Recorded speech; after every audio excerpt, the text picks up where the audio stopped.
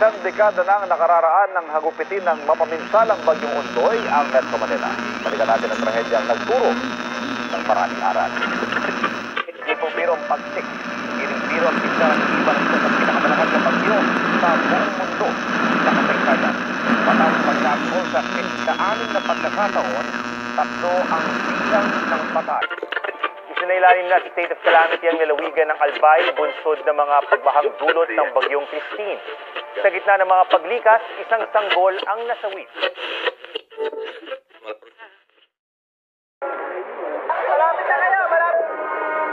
September 26, 2009, nanalasa ang bagyong Ondoy sa malaking bahagi ng Luzon.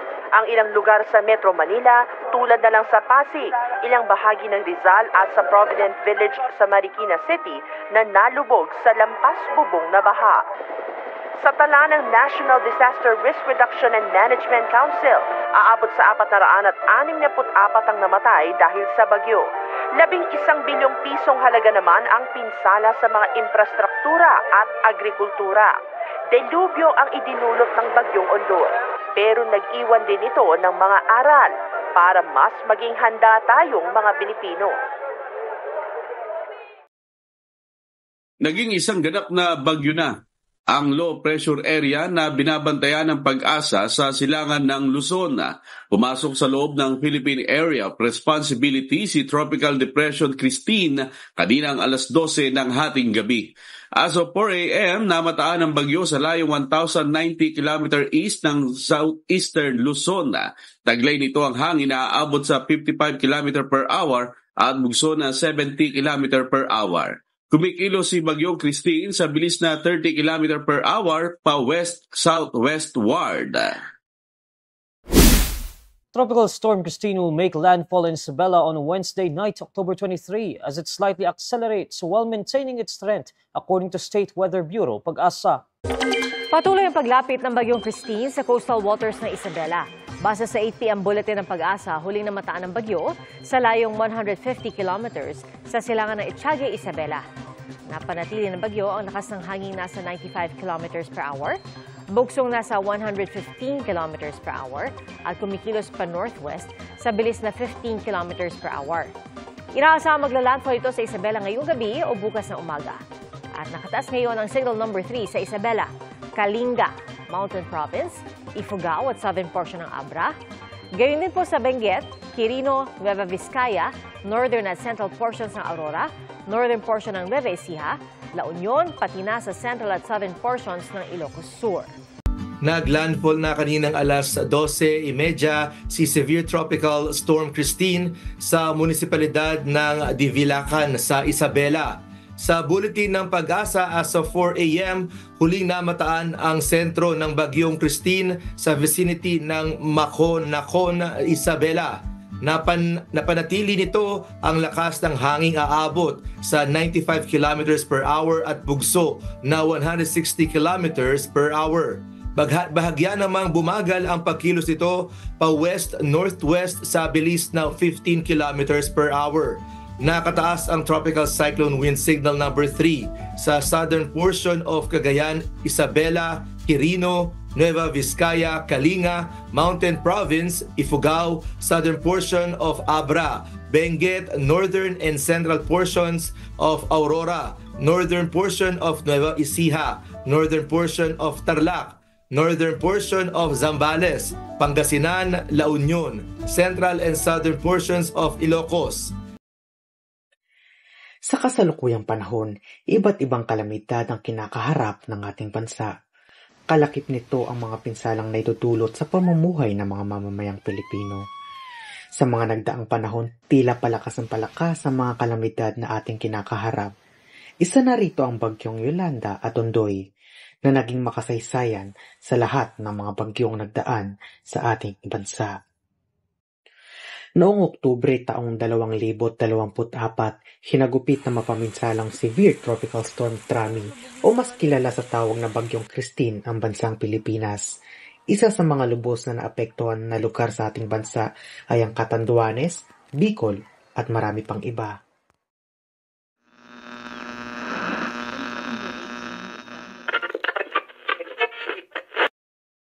Naririto ang ilang mga individual na makapanem natin na personal na karanas ng matinding hagupit ng Bagyong Christine. Sila ang saksi sa hirap at hamon na dala ng kalamidad, ngunit naging matatag sa gitna ng unos. Tunghayan natin ang kanilang kwento ng pagsubok, pag-asa at pagbangon. Magandang hapon po. Ako po si Jeremy Sanchez mula sa Cavite State University, Imus Campus. Magandang hapon po, ma'am. Ano po ang inyong pangalan? Magandang hapon din. Ana Barakel. Dito na kami sa Bacoor, Cavite. Pero from time to time, nauwi kami doon sa Bicol. Actually, sa kami hindi Bakakay Albay, yung specific place namin doon sa Bicol. And then during that time na birthday kasi ng mama ko, October 24. So, umuwi kami para i-celebrate. It's just so happen na 22 kami, mga 21 nandoon kami. And then may sa pag-asa na may bagyong dadating. So, yun, 22, actually 23 dumating yung pero 22 maulan na. Yung Typhoon Christine, 23, starting ng tanghali, yung hangin, maangin, maulan, pero bandang gabi, so yung mga preparations namin, syempre tuwing may bagyo, sanay na kasi kami kasi yung location namin, malapit kasi kami sa Catanduanes, so which is typhoon belt din, diba? Isa sa mga typhoon belt sa Philippines. So, sanay na kami na every time may dadating na bagyo, nag-prepare kami yung mga bubong, lalagyan namin ng minsan yung mga buhangin para ilalatag namin para hindi ilipad. Tapos yung mga windows, tinatalian namin. So, yun palagi yung ginagawa every time na may padating na bagyo. Tapos yung mga ibang kinakat na namin yung mga stem para yung iba hindi na bumagsak, kung kakayanin hindi bumagsak. So, grabe yung yung pangamba and preparation. Pero talaga siya, yung ulan tuloy-tuloy na, pero lumakas talaga siya. Nag-umpisa ng 2 o'clock ng madaling araw. That is already 23 ng madaling araw. Tapos, dire-diretso hanggang umaga. Hindi man siya ganung kalakasan, pero tuloy-tuloy. Dinig sa gabi, dinig na dinig mo yung ng hangin. Yung hangin, yung ulan, tuloy-tuloy. Tapos, nagbabagsakan na yung mga pananim hanggang sa kinaumagahan. Yun, kita mo na. Kami din na damage. Hindi lang sa amin, mas matindi yung doon sa Naga. Experience na may bagyo kasi parang kakabahan ka na kasi hindi mo alam yung mga kabuhayan ng tao. Pero syempre yung mga kamag-anak, yung mga naiwan na kapatid, nakamonitor kami doon sa yung mga minomonitor every time na may calamity. This specific na typhoon is just so happy na nandoon din kami. So, ang worry doon is after the typhoon, kung paano ka na aalis doon sa yung. So, delay na yung mo para makabalik ka dito sa Maynila. Stranded. Kasi walang madadaanan. Siyempre, nasa Bicol region ka, parang damang-dama mo yung calamity. Dineclare na state of calamity. During the typhoon, walang kuryente, pati tubig, syempre yung run by the wala rin. Talagang grabe. Yung may mga generator na lang, doon nakikicharge ng cellphone para magkaroon ng communication. So, syempre, after the typhoon, wala masyadong, wala talagang, parang general cleaning ka. Lahat ng mga tubis, bago mo yung lahat ng mga dumi, yung mga damage. Tapos, may mga, government agencies na mga tumutulong doon sa mga talagang less fortunate na marami naman silang binibigay. Tapos marami din ng mga concerned citizen na kumbaga yung tulungan, nandun pa rin yung natin, yung Filipino, yung spirit ng pagtutulungan. Ma'am, ano naman po yung may mga nabago po ba sa pananaw nyo po sa buhay dulot po na na-experience nyo sa Bagyong Christine? Actually, may nabago. Kasi, pero hindi naman yung totaling kasi dati nang palaging may dumadaan na bagyo.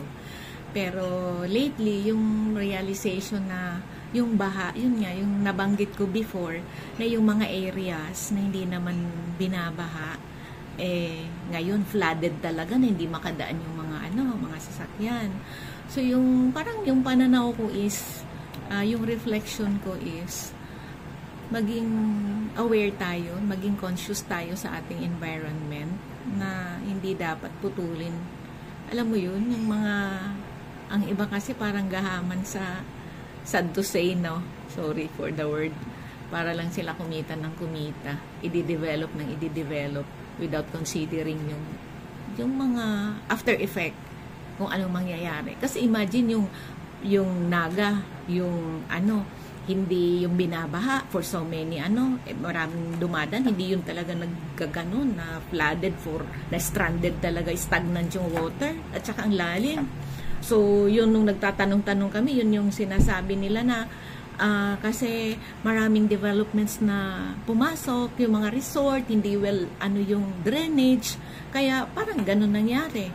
So, parang yun yung na dapat hindi masyado tayong maging tayo din, conscious and aware sa ating environment, sa effect ng ating mga ginagawa. Diba? Yung makatao naman dapat, hindi yung puro lang pang sarili yung mga iniisip.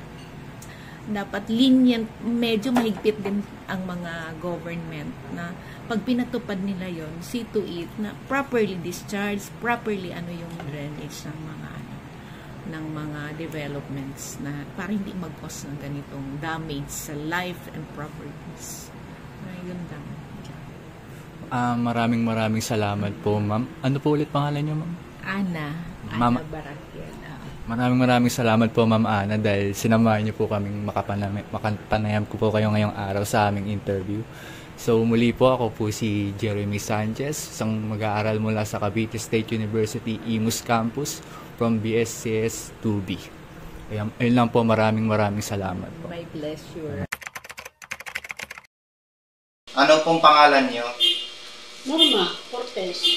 Norma Cortez. So, taga saan po kayo? Erosin. Taga Carriedo, Erosin, Sorsogon.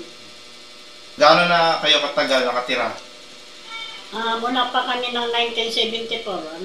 Ilang taon yun. Hanggang ngayon.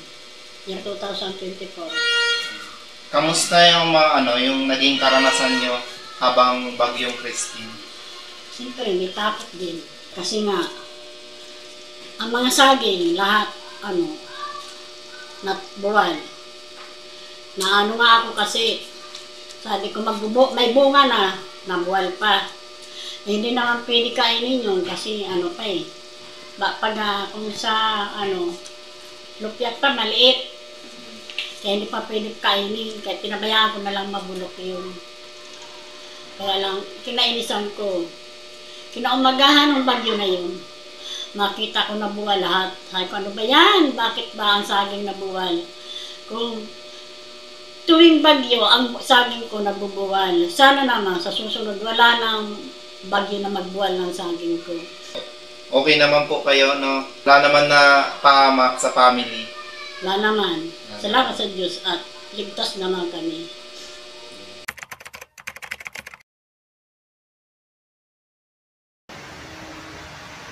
Ako si Alexander J. Lacson Jr., 32 years old, nakatira ngayon sa Noveleta, Cavite, sa mga lugar na napinsala ng Bagyong Christine. Pakikwento, anong nangyari nung magsimula yung bagyo? Nasaan ka rin nung oras na yun? Mga hapon nung nagsimula. Actually, may lakad kami yung pamilya nun kasi hindi natuloy. Buti na nga lang, hindi natuloy kasi yung hapon na yun, sobrang bilis lang yung pagtaas ng tubig. Hindi namin inaasahan kasi actually kung bahay namin, medyo mataas talaga siya kumpara sa mga ibang bahay. Nung time na tuloy-tuloy na yung ulan, medyo hindi kami masyadong kinakabahan kasi hindi namin na-expect na ganun bilis yung pagtaas ng tubig. Isang oras lang. Nung nakita namin na rumaragasan yung tubig dito sa may labas namin, sobrang lakas ng oras. Wala mang isang oras, pinasok ko talaga itong loob ng bahay namin. So, ito yung motor, yung mga gamit namin. Mabilisan na talagang inakit agad namin yung mga gamit namin oras na. So, sa hagupit ng bagyo, ano yung naramdaman mo at yung naisip mo? Siyempre, takot. Kasi, kasama ko yung pamilya ko. Nasama ko yung dalawang anak ko. Kasama ko.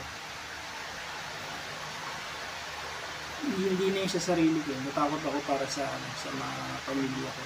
Kasi hindi inaasahan biglaan. Hindi kami handa, kumbaga, sa mga pangyayari. Kasi kahit yung mga kapitbahay namin, hindi nila expected na ganun kabilis yung pagtaas. Ang isa palang pinagmulan talaga ng ganun. Kasi yung part ng breakwater dito sa amin, kasi giniba siya. Kasi plano sana nilang ayusin. Tapos natenga siya ng mga ilang weeks, hindi nila ginawa. So naka-open lang yung sanang magpipigil dun sa baha yung breakwater sa amin. Na-leave siya ng open. So anong nangyari, nung tumaas yung bagyong Christine, dito sa part namin, lahat ng tubig talaga umabot dito papunta sa amin. Kaya kami talaga isa sa pinaka-nasarantado kasi lahat ng troso, mga basura, napunta dito lahat sa lugar namin. Kaya yung time na yun, nakatakpan yan, wala kang hindi ka makakadaan kasi sobrang lakas ng agos. Saka lahat ng mga daanan, wala na sa kabila, hindi kami makadaan.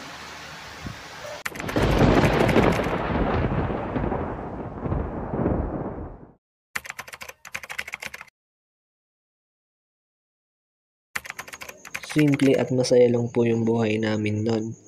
Araw-araw din po kaming abala sa mga gawain sa bahay at araw-araw po pumapasok po sa school. Wala rin po kaming iniisip na masyadong malaking problema po.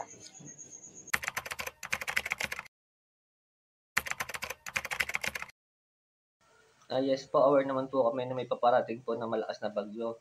Nabalita naman po yung sa radyo at TV.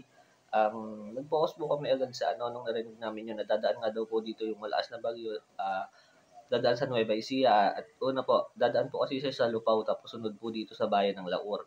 Siyempre, yung una po namin ginawa, inayos po agad namin yung bubong namin, kasi po napakano na nun. Pag po sobrang lakas po ng hangin, may possible po kasi na lipa rin siya. Kaya doon po kami nag-focus, tapos nag-ano po kami ng mga pagkain, nag-charge in case na mawalan po ng kuryente. Sa bayan po namin dito po sa Laor.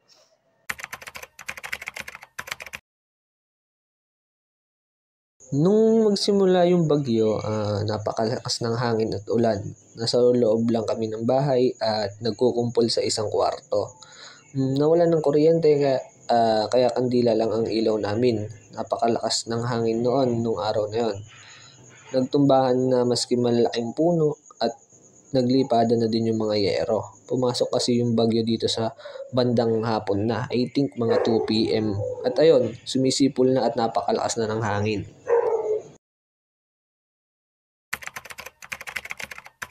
Takot at kabaang nangingibabaw, iniisip namin ang kaligtasan ng bawat isa, lalong-lalo na ang mga bata. Pinagdarasal namin na matapos na ang bagyo at walang masaktan. My name is Julian Sanjay Querido, ang BSc S2B po.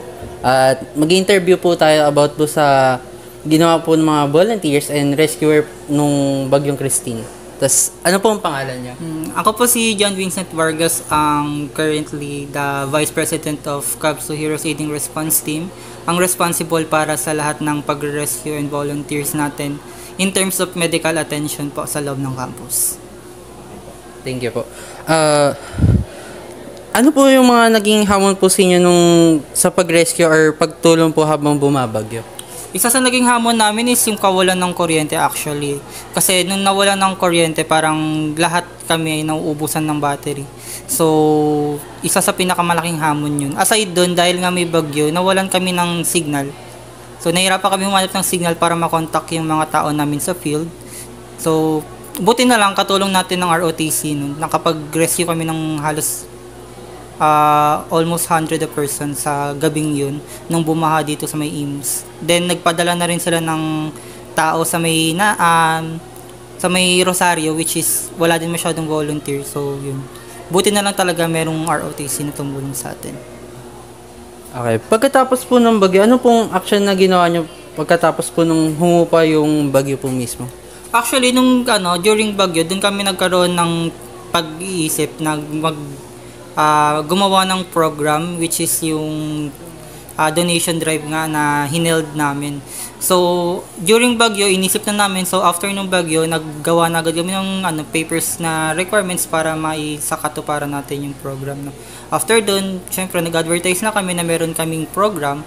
Then, nagkaroon tayo ng tulong-tulong lahat ng organization sa loob ng campus. And pati na rin yung office ng Dean, pati ang ating extension office, tumulong na rin talaga sa pakikipag-advertise ng ating donation drive. Paano nyo po tinulungan yung mga pangangailangan po ng mga naapektuhan? Aside sa nag-rescue yung ating mga volunteers, tapos nag-standby din naman ang chart. On call kami buong araw, buong magdamag. If may kailangan i-rescue, then kami ang nag-relay. After ng donation drive, nagbigay na rin kami ng food pack. Actually, nakaipon kami ng 200 food pack for 200 families naman. May mga aral ka bang gustong ibahagi sa iba tungkol sa pagtulong sa ganitong uri ng sakuna? Yung aral lang na pwede ko naman i-share is basic knowledge na naman ang kailangan eh. Sabi ko nga kanina, kung kaya mo tumulong ka. Hindi naman makakabigat sa iyo or hindi naman makabawa sa pagkataong mong tumulong sa iba. Sunod po, paano mo nakita ang pagtutulungan ng mga tao sa komunidad pagkatapos ng bagyo? Through donation drive, doon ko nakita na kasi na-expect namin wala masyadong magbibigay eh. Since alam mo na nagaling din sa kalamidad lahat. Pero natuwa kasi kami dahil ang daming nagbigay, ang daming nag-donate, kahit na ganun yung mga pinagdaanan nila. So marami kaming naliko, marami din kami naibigay. Next po, may mga grupo ba or individual bang tumatak sa'yo ang contribution sa relief at rescue efforts? Ang pinakatumatak is yung buong Cubs Aims. Hindi lang iisa, hindi lang individual, hindi lang din certain organization. Yung buong Cubs Aims talaga. Kasi even the faculty, tumulong sa pagre-repack, tumulong din si Dean. Si Dean din yung naging daan natin para mas ma-advertise tayo. Lahat ng estudyante ng Cubs nagtumulong din naman, nagbigay. Or mga organization, nag-repack din. So lahat talaga, tulong-tulong as Cubs Henyo talaga. Bilang panghuli po, paano binago ng karanasan mo bilang rescuer or volunteer ang pananaw mo sa buhay at pagtulong sa kapwa? Binago ako nung alam kong may maitutulong ako. Alam kong may maibibigay ako sa ibang tao. Doon ko natutunan na hindi ko kailangan humingi ng kapalit sa binigay ko sa tao. Dahil alam ko kung ano yung meron ako, pwede ko man i-share sa kanila. At alam ko may darating din naman para sa akin. Maraming salamat po, John Vincent ng Charts, Vice President. Muli po ako po si Lexus Janser Agustin ng BSCS2B.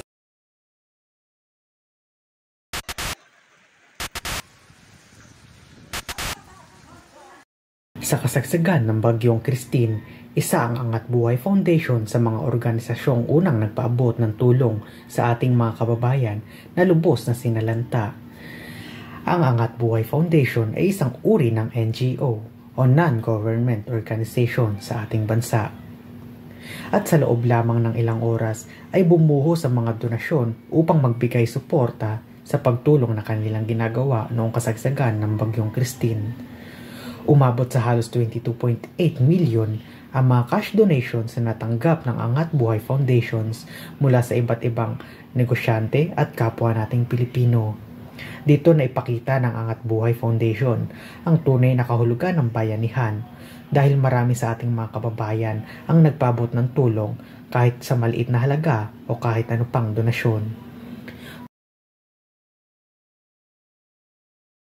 Tunay ngang walang maliit na bagay basta't sama-sama at magtutulungan ang bawat isa. Ang sitwasyong ito ay nagpapakita na kahit anong pagsubok ang dumaan, basta't patuloy tayong umaasa